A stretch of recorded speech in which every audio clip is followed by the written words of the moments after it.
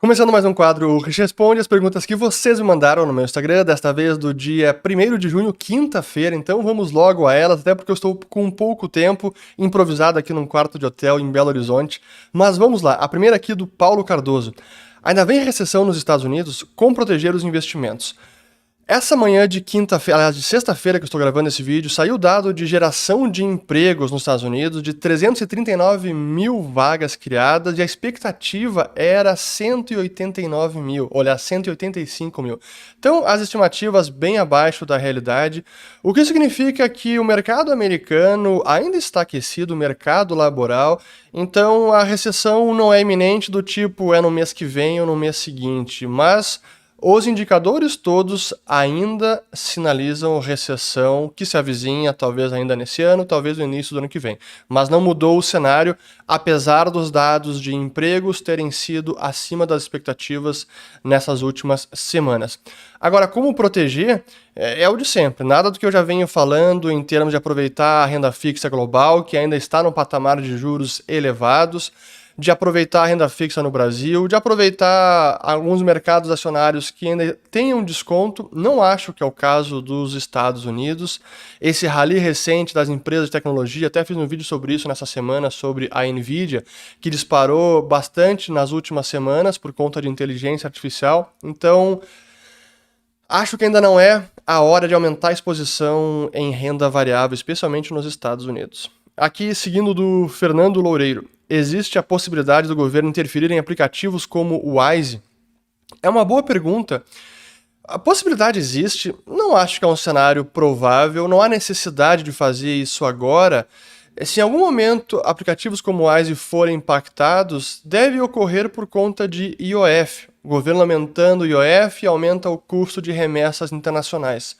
Mas diretamente intervir nesses aplicativos, hoje não haveria razão para fazer isso, então não acredito que isso possa acontecer no curto prazo. Aqui do Matheus. Boa pergunta. Qual a primeira ação que você comprou na vida?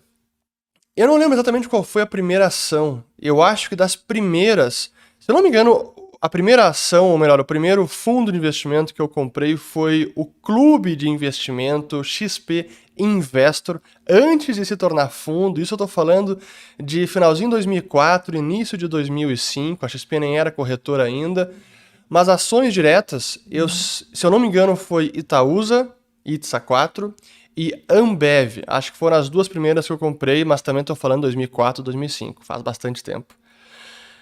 Aqui do Klingeri. Comente a tendência de queda no curto prazo que vem ocorrendo no preço do petróleo. Bateu fundo? Difícil dizer se já bateu fundo, de fato, depois daquela reunião do OPEP para cortar a produção, o petróleo se recuperou, voltou acima de $80 o barril, mas voltou a cair e testou nessa semana até o barril do Brent quase abaixo de $70. Bateu fundo? Eu acho que ainda não. Eu acho que é possível que a gente ainda tenha quedas no curtíssimo prazo, especialmente quando ficar claro que o mundo está mais próximo de uma recessão. Até já tem uma pergunta sobre isso, já vou até avançar.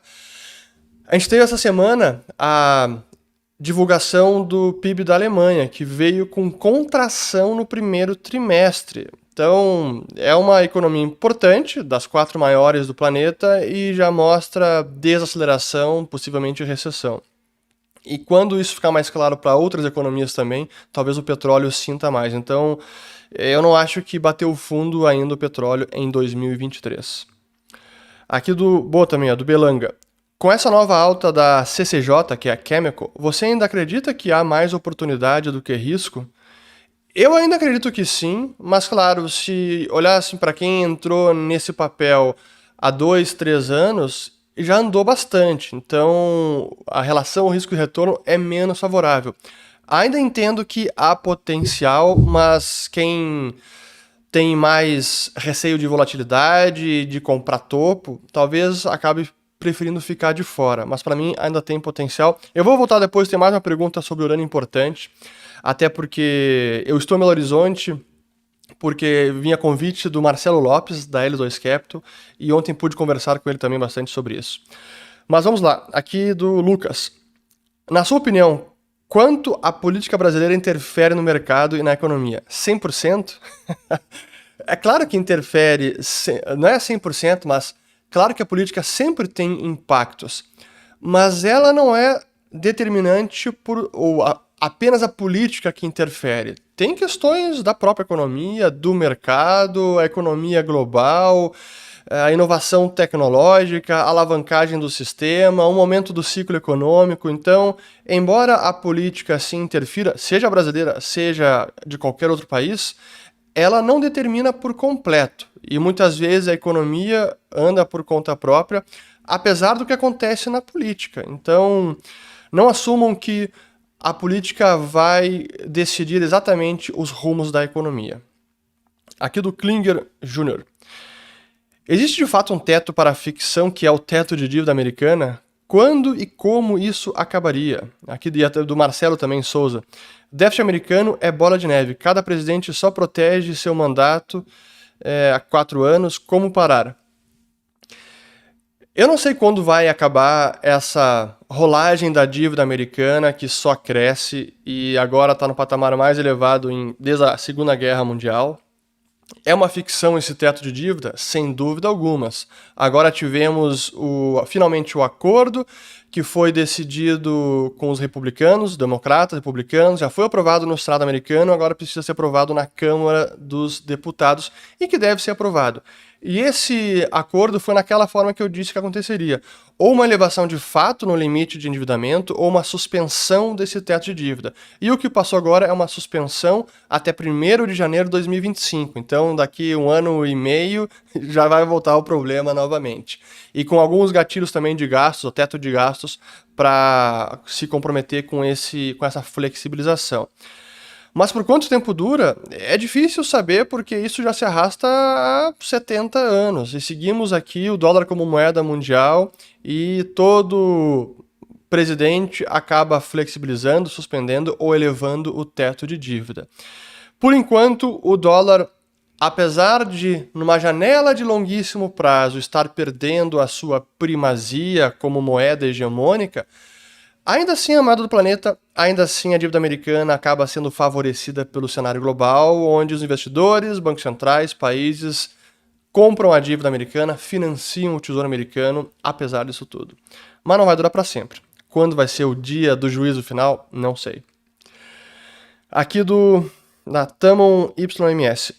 Uma montagem por inteligência artificial de bomba explodindo no Pentágono fez uma breve queda da bolsa americana. Cada vez mais o mercado ficará vulnerável a esses fakes de IA? Essa é uma ótima pergunta. De fato, isso aconteceu e é um risco que nós temos hoje com a IA produzindo imagens falsas, vídeos deepfake, que cada vez parecem mais fidedignos, mais reais. Mas é um problema que ocorre hoje no mercado que também tem muita robotização. Os algoritmos de traders que ficam captando palavras que são buscadas na internet, discursos do Fed, de políticos, o que está sendo buscado no Google, Google Trends, enfim, e acabam ativando compra ou venda de ativos e pode produzir alguns flash crashes, quedas rápidas como essa que aconteceu agora. É um desafio, não sei muito como isso pode ser mudado. Aqui uma do Melo. Saques nos bancos americanos no nível atual pode provocar a maior e mais forte correção já vista no mercado?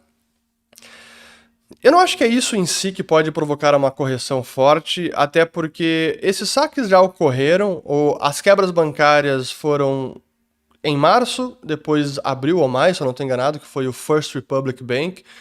Mas essas quebras bancárias elas estão sendo contidas pela liquidez emergencial e temporária do Fed. Então, não está havendo, na prática, uma quebra sistêmica, um colapso sistêmico dos bancos americanos, porque o Fed está socorrendo. Então, não acho que é isso que pode provocar uma queda. Talvez a continuação desse aperto monetário, que é algo que o mercado segue subestimando, a determinação do Fed em manter as taxas nesses patamares por mais tempo, isso em algum momento pode provocar uma recessão mais forte e, consequentemente, alguma queda no mercado. Não acho que é os saques agora que vai provocar isso. Aqui do Felipe Costa. Voltaria a morar em Dubai? Sim, eu não sei se eu comentei sobre isso já, mas A cidade mudou bastante. Da época que eu morei lá, ficou muito mais, ainda mais ocidentalizada, aqueles hábitos e questões de comportamento ou regras de conduta, hoje tem muito mais flexibilização, porque eles querem atrair capital humano de qualquer lugar do planeta. E para isso eles precisam se flexibilizar, precisam aceitar costumes diferentes, mais ocidentais. E hoje há, inclusive, alguns programas para atrair gente com qualificação elevada, com PhD, etc. Então há um programa chamado Golden Visa. Se você tem uma ótima qualificação, você recebe um visto para ir para o país e poder trabalhar lá. Ou então investimento, compra de imóveis, etc. Coisa que não tinha quando eu trabalhei lá. Quando eu saí em 2009, praticamente para tudo que é estrangeiro, se você perdesse o emprego, tinha 30 dias para conseguir uma recolocação. Se isso não ocorresse, sai do país, é deportado porque não pode ficar sem um visto de trabalho. Hoje já não funciona assim. Então, por tudo que Dubai conseguiu se transformar, eu diria que hoje é um lugar muito mais amigável para um ocidental. Então, sim, hoje em dia eu consideraria morar em Dubai. Coisa que eu não considerava quando eu saí de lá em 2009. Aqui do Léo, não estou falando que eu vou fazer isso, mas consideraria. Aqui do Léo Erlich. Quantos por cento da série Succession você crê que poderia se passar como real? Boa! Quem nunca assistiu, é uma série da HBO, recém acabou no domingo, agora, a segunda, saiu o último episódio da Succession, foram 4 temporadas, eu acho fantástica, é muito bem feita, e eu diria que uma boa parte daquilo poderia ser real, sim. Em tese, ela é inspirada na família Murdoch, do Rupert Murdoch, que é o patriarca da família, dona da Fox News, do conglomerado da Fox News, e eu acho que uma boa parte poderia ser real, sim. Claro que algumas coisas são exageradas, o nepotismo ali é exagerado, colocar muita gente da família e pessoas com baixíssima qualificação em posições-chave, acho que aquilo está um pouco exagerado. Acho que poucas empresas correriam esse risco de colocar membros da família que são completamente ineptos a tocar negócios importantes ou áreas importantes da empresa. Mas as brigas de bastidores, as alfinetadas, as rasteiras, o conluio com políticos, formação de opinião, escolha de presidentes, etc. Muito disso, sim. Acho que é verdade. Aqui do Júlio Gabriel. As falas do Lula podem prejudicar a relação do Brasil com os Estados Unidos? Elas têm prejudicado na margem, mas eu diria que talvez elas estejam sendo relevadas até porque a diplomacia do Brasil, a política externa do Brasil, ela não é apenas ditada pelos discursos do Lula, mas é claro que eles fazem ruído, eles assim trazem problemas para o Itamaraty que eles precisam contornar quando o Lula acaba causando um estrago na relação com o país. Então, prejudica, mas acho que não é algo calamitoso. Aqui do Gustavo Rodrigues. Juros aqui no Brasil vão cair antes dos Estados Unidos? É possível? Ótima pergunta, e eu diria que sim. Eu acho que aqui a gente pode ver uma queda de juros, não agora em junho, mas talvez na reunião seguinte ou na outra. E há mais espaço para queda de juros aqui do que lá fora. Olha o que aconteceu com o mercado americano. Acabei de falar do mercado laboral, que vem surpreendendo os analistas. A inflação, que lá também vem caindo, mas ainda está bem acima do núcleo da inflação e da meta, que é de 2%. O núcleo ainda está em 4,7% ao ano. E a gente vê uma determinação do Fed em segurar os juros nesse patamar sem ceder. Então, acho que é bem possível aqui começar a cair antes lá fora. Para mim, esse é o cenário base. Aqui do Edmundo Almeida. Atitudes do Lula com o Maduro e indicando o Zanin aumentaram sua convicção libertária? Vamos lá. Pergunta, até coloco o telefone aqui na mesa para tomar um ar e responder essa pergunta. Primeiro, eu há muito tempo não tenho ingenuidade ou falsas expectativas com o que a política pode trazer de ruim ou de bom, de positivo. Honestamente, isso vale para qualquer candidato de qualquer ideologia, seja o seu preferido, sei lá, só como hipótese, o Zema, governador de Minas Gerais, vai ganhar a presidência na próxima eleição. O bem que ele pode fazer é muito limitado porque depende da política onde os incentivos são perversos e o sistema às vezes acaba engolindo mesmo o mais bem intencionado, mesmo aquele que detém as melhores ideias e projetos para um país. Então não é tão simples assim na prática da política.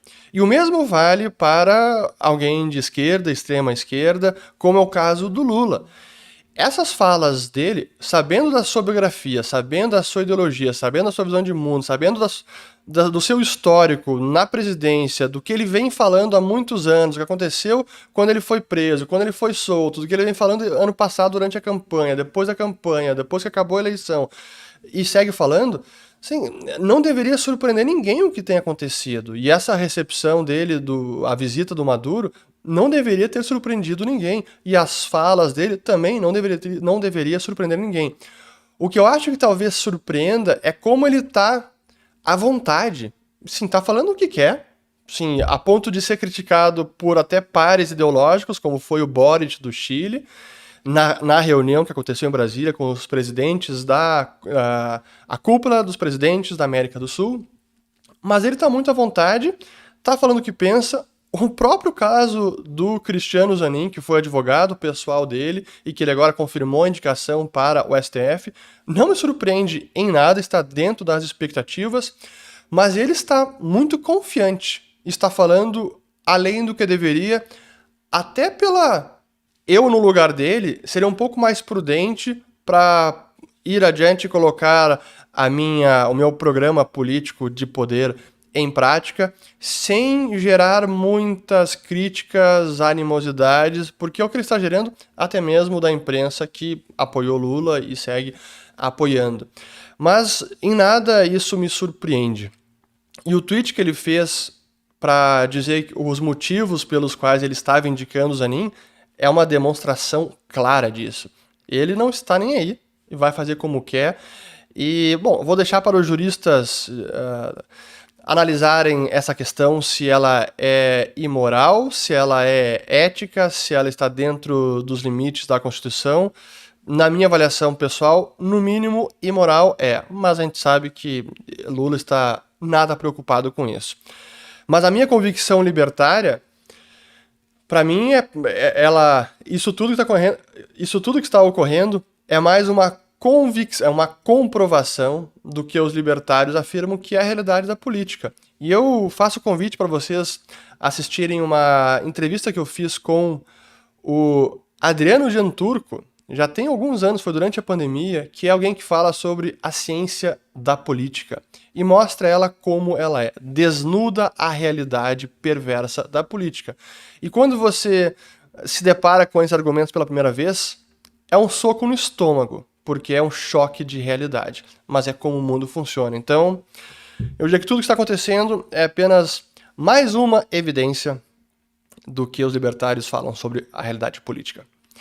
Aqui do Salto 66. Por que você acredita que a tese de urânio vai durar apenas 2, 3 ou 4 anos? Por que não duraria uma década? Boa pergunta, e aí eu me refiro à conversa que eu tive já há alguns dias e ontem também com o Marcelo Lopes, porque essa é uma tese de investimento em mineradoras de urânio que vão se beneficiar do movimento de preço do urânio em que há um descasamento profundo entre a oferta e a demanda que está sendo contratada e será contratada para os próximos anos.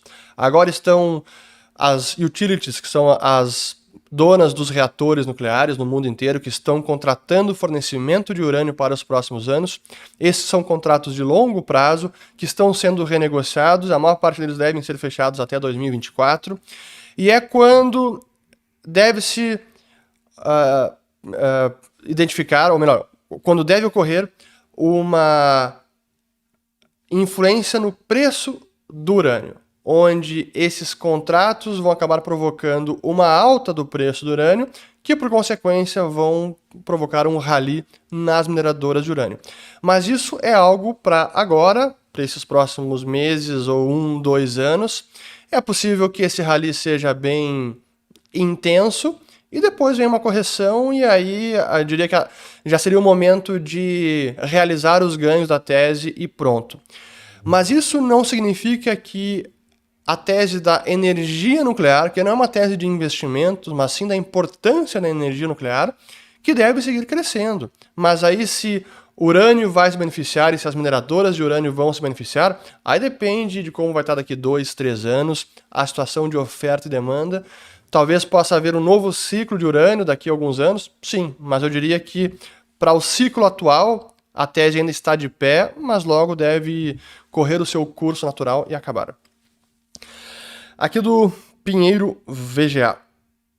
E sobre a decisão final dos Estados Unidos sobre o teto de dívida, qual foi o texto afinal? Alguma especificidade? Pois então, foi limitação de alguns gastos específicos, então impuseram um teto de gastos, com a suspensão do teto de dívida até 1º de janeiro de 2025. Então logo mais teremos a reedição dessa novela do teto de dívida americano.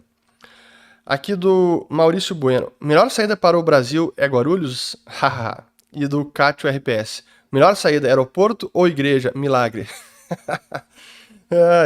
Eu selecionei essas perguntas porque eu já falei várias vezes, mas eu reitero, porque eu diria que a melhor saída é você buscar... É um pouco filosófico que eu vou falar, mas é verdadeiro.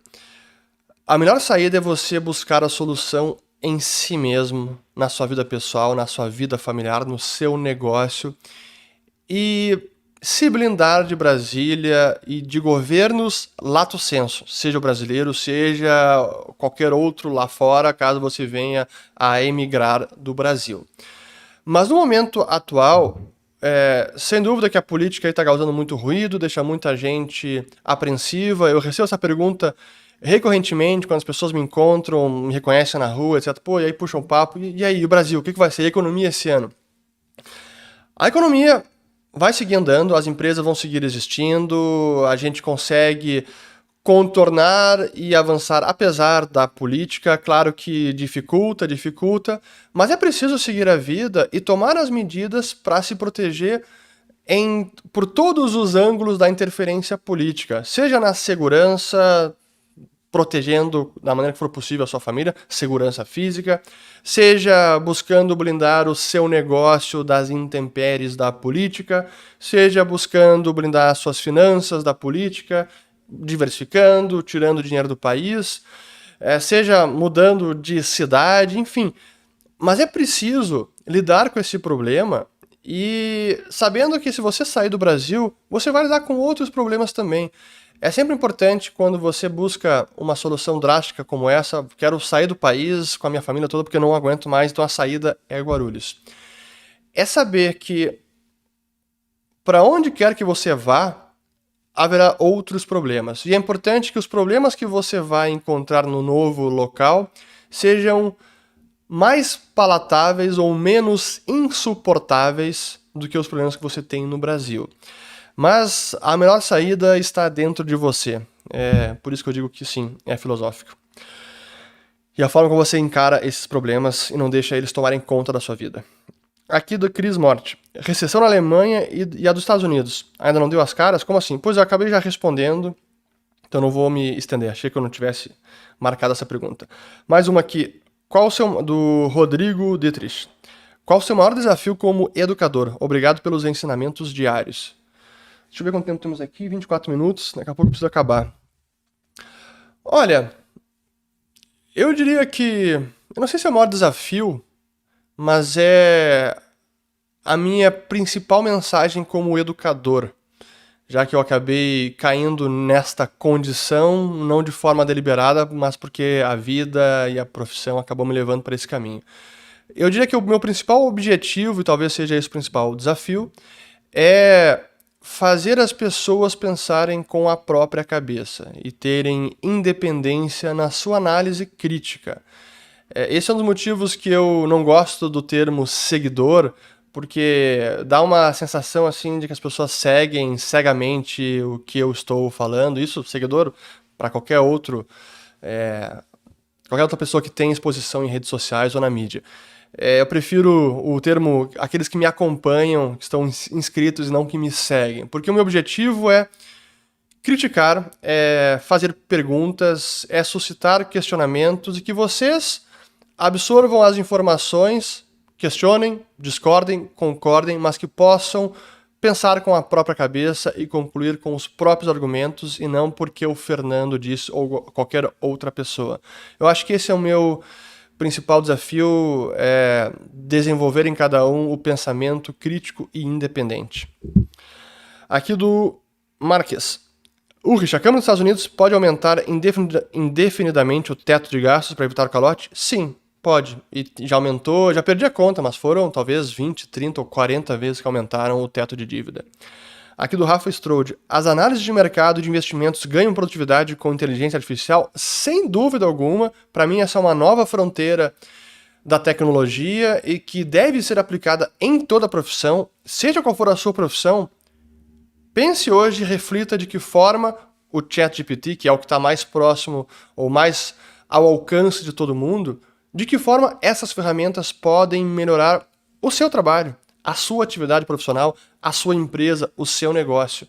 A gente aqui tem usado principalmente para fazer as capas dos vídeos, as thumbnails, gerando imagem por inteligência artificial. Até aquela imagem da Dilma Lula foi por inteligência artificial. Mas eu diria isso. Então tente refletir sobre como aproveitar essas ferramentas para melhorar a produtividade na sua atividade profissional.